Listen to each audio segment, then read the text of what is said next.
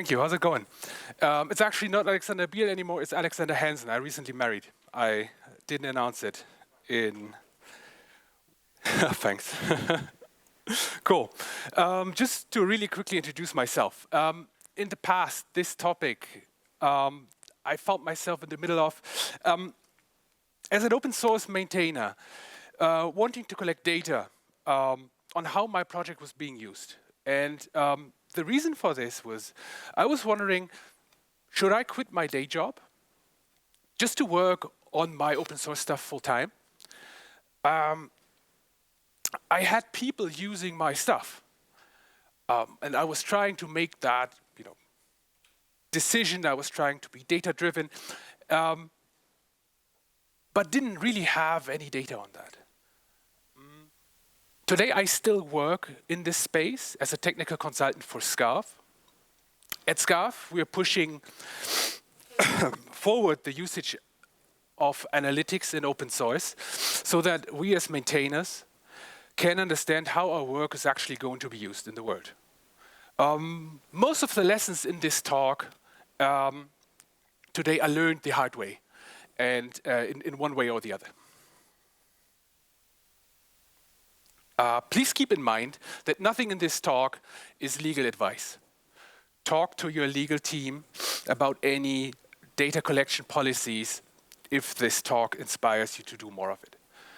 And, I ask, analytics in open source has been a divisive topic historically. Increasingly lesser so over time. Just keep an open mind. We're talking about if you find yourself needing to collect any kind of information about how your open source software is being used, how to go about that. We'll be talking less about the should you or should you not. Let's do a quick audience poll. Who here is working directly with open source software? Cool. But who is running a business around open source software? Look at that. Now, collecting open source analytics, why would we actually need to do this in the first place? Let's preface that. The question here is, if you are a maintainer of an open source project, if you are running a business around that, like some of the monitoring tools around here might be, how do you as maintainers answer hard questions about your open source community? Where in the world is everyone? How do people find us? I don't know, what versions of the software are people using? And especially if you're a business, which companies are actually relying on your work and who can you sell or upsell to? Like all these are really important questions that, if you want to build a company around it, you might want to know the answer to. But we'll see that it's not easy to answer these by default. And but these questions are so important to understand because we're trying to build sustainable companies around our stuff, that your community is the most important part of the whole thing. There's people relying on your work, there's people contributing, there's people joining in. That's why we do an open source in the first place. That's the great thing about it. That's what it makes it so great. And so understanding that community is crucial. But the group, the open source community at large, is a lot more than you might be able to traditionally measure. And so typically, we'll interact directly with people on the project.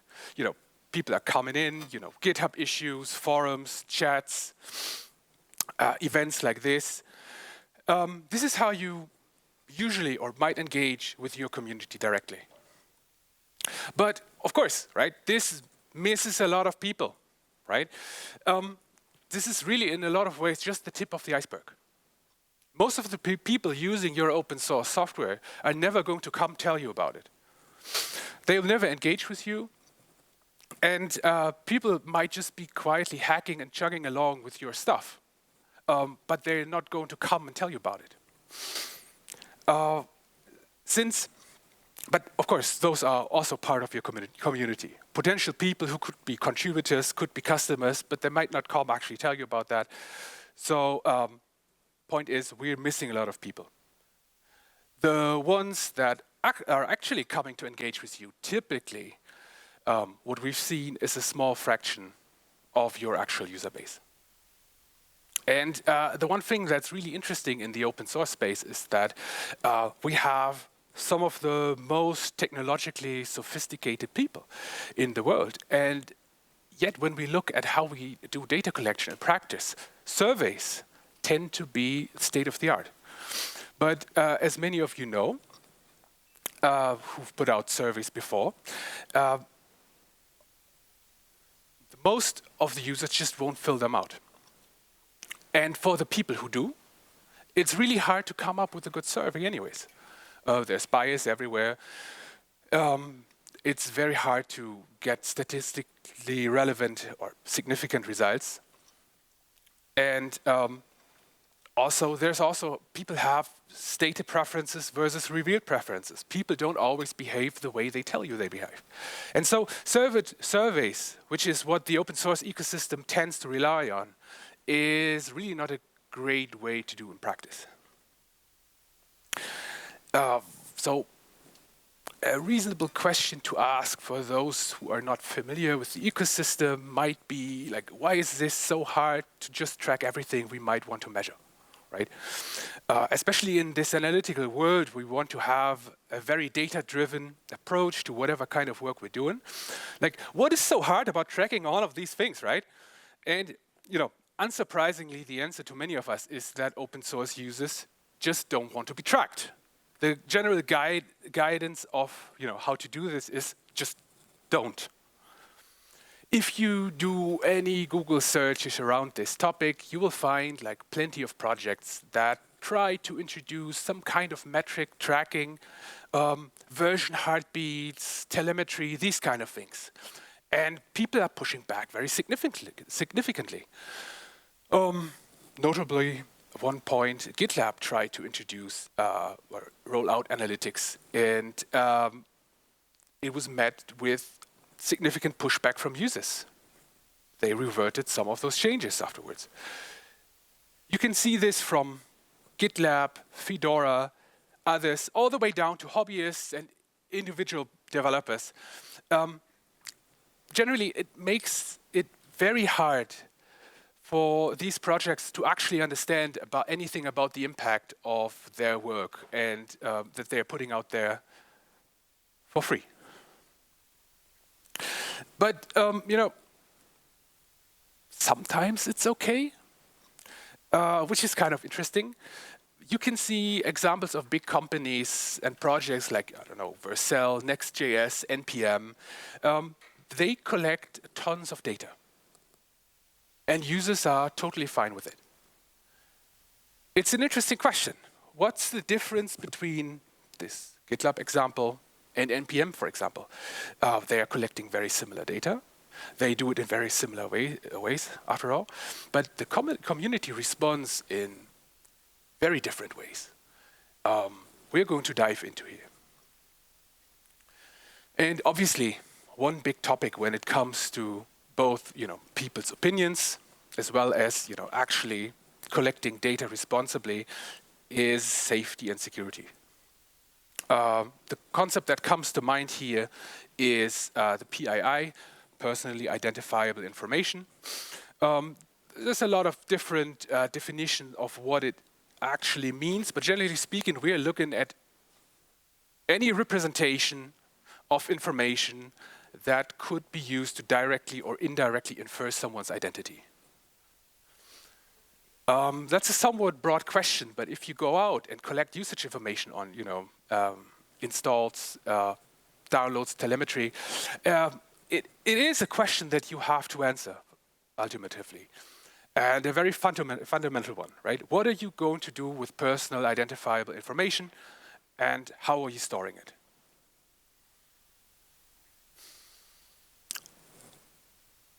An IP address is personally identifiable information per se, with respect to GDPR, of course.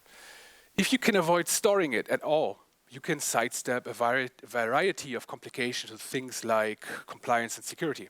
If you can totally sidestep to store them at all, you're going to be in a much better position by default. One thing that's interesting here, and I didn't know going into this, is it's not actually a black and white thing.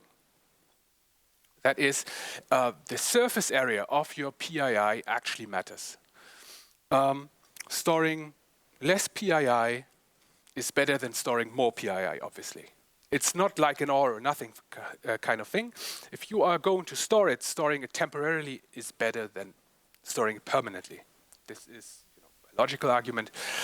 And also, the smaller the surface area to get hacked, to leak, sensible information, the less time you have it, and the less time you store it, obviously, the less risk there is. And of course, as a legal basis, if you're looking at something like GDPR, you will find there's a lot of gray areas to these regulations, and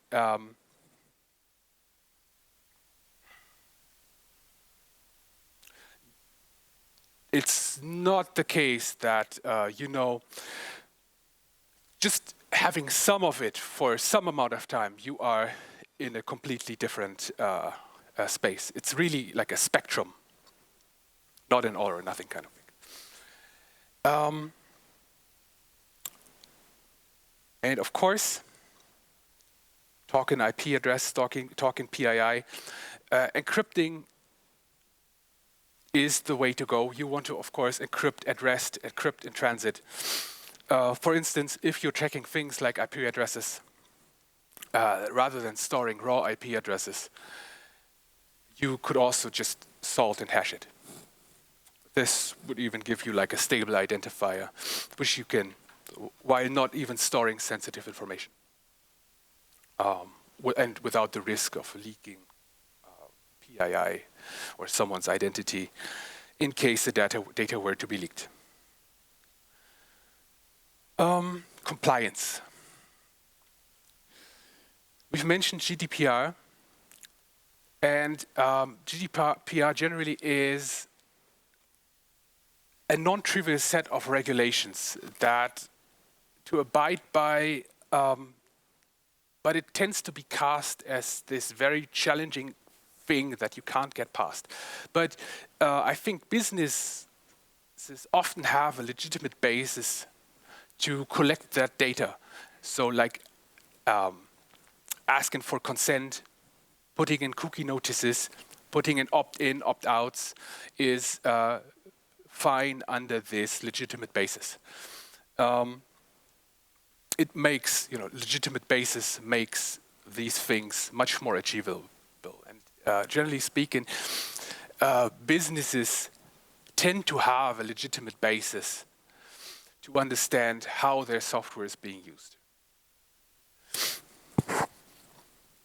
However, of course, you need to be careful about first-party and third-party analytics.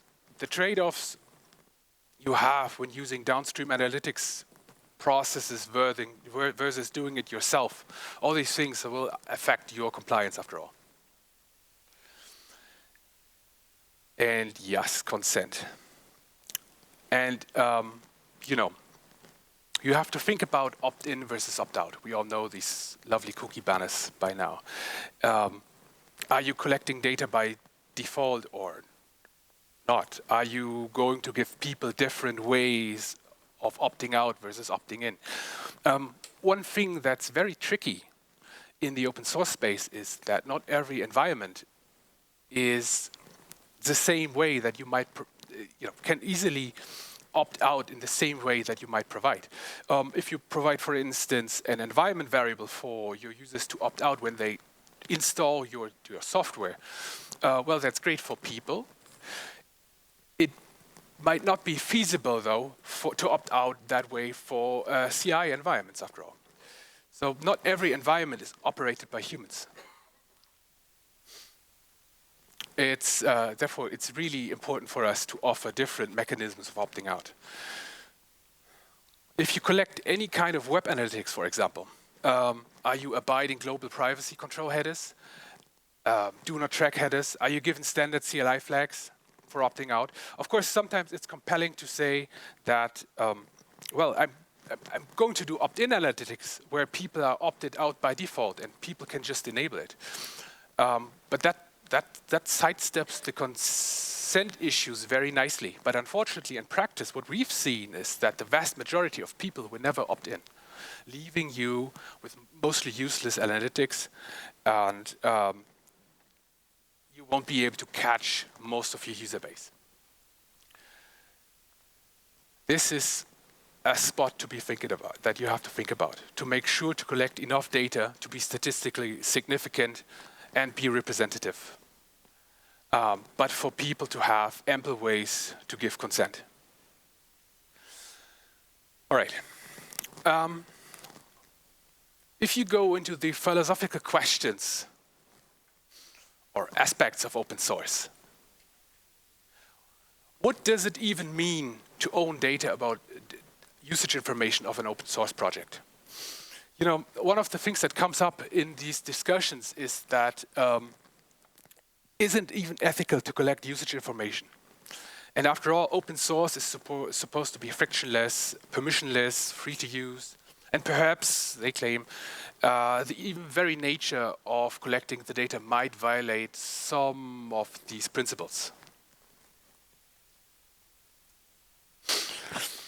But you know, the question is whether we like it or not. This is already happening. My argument is here. It's fine to ask this question, but it's no longer practical because most of this data is collected by somebody else anyways. What I mean is, like every open source project, when you download a Docker image from Docker Hub for a database, when you download a package from NPM, when you clone a repository from GitHub, your machine has to connect to the internet and expose information about you. This data is being collected. And whether or not this data should be collected, that ship has really sailed. So we should probably ask different questions. Who should have access to this data? How is this data being stored, right? How should it be used? How should consent be managed? If we look at these things like package registries and container registries and so forth, who do we want to have access to that data about the usage of those packages? Where we're today is that the platform gets all the data. But my point is, like, if anyone should have access to this data, it's the maintainer of the software, of the project that should have the access to it. Or maybe even the open source community behind that project. It's, after all, it's their work, it's their publish, it's their copyright. So, like it or not, this data is being collected already. The genie is out of the bottle. Let's start facing it. And so when it comes to that topic, we see that people's expectations matter a lot. We were talking about NPM, you know. They are a first-party platform. They have this registry. They have like a CLI tool. It fits into people's expectations that NPM might be collecting data, might be collecting information. We found a notion of expectation fit. That is, does the mechanism that you use to collect data fit into the people's expectations? So with NPM, obviously, we can see what they are doing. They have a high expectation fit. Then if we look at the different example, like Fedora, they tried to roll out analytics. It was met with big pushback.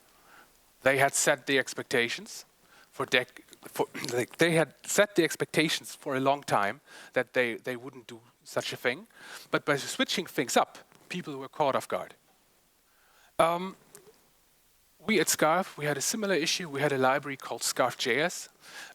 Essentially, you would add it as a dependency to your npm package, and it would run like a post-install hook on installation. Maintainers really liked that. Finally, they got insight into who's using their package, but of course, users did not, right? You would not expect like some random package to run a post-installation hook phone home. That's not great.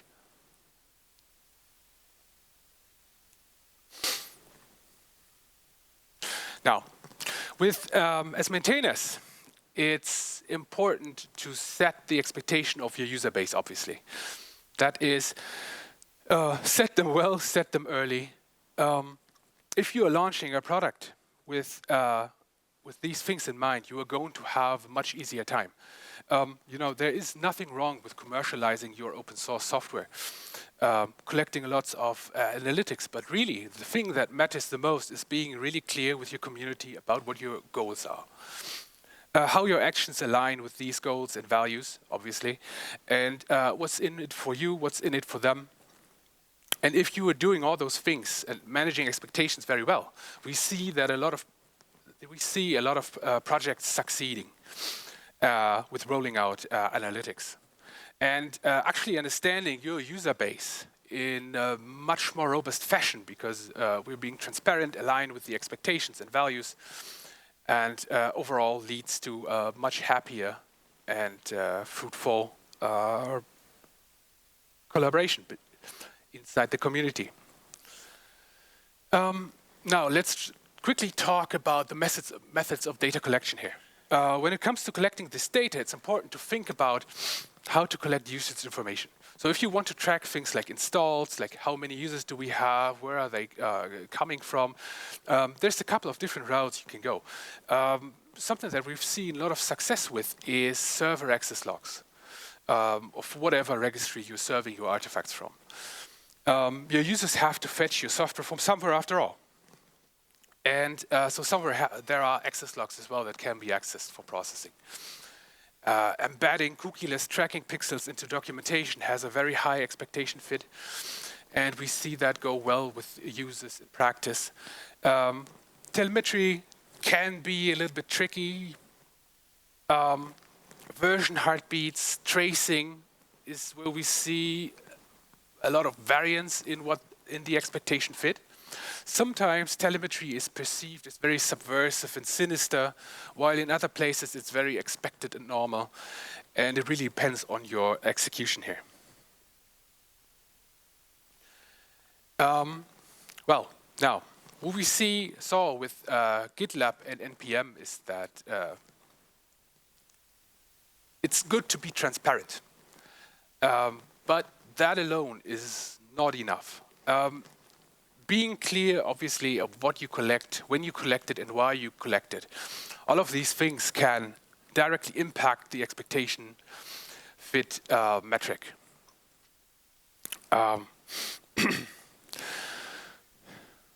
If you are really transparent, but your values are not aligning with your community, you are going to run into a hard time.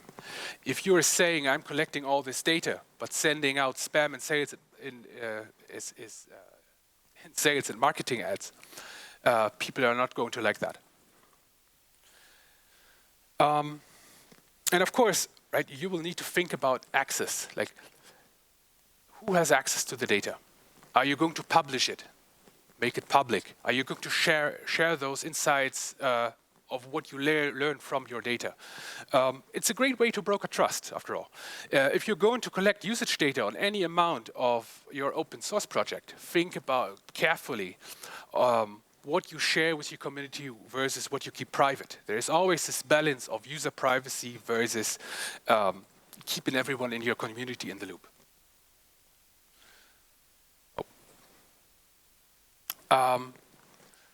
So really, to wrap up, my main points I'm trying to bring over here is that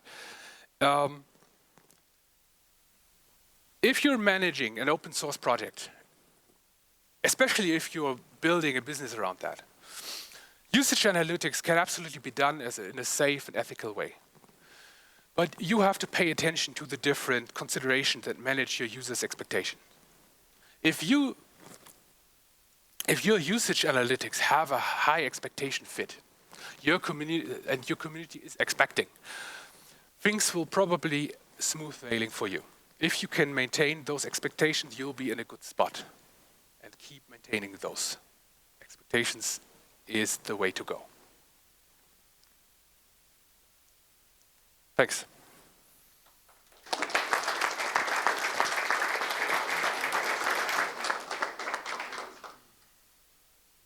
We still have 1 or 2 more minutes left. If you have any questions, ask them now.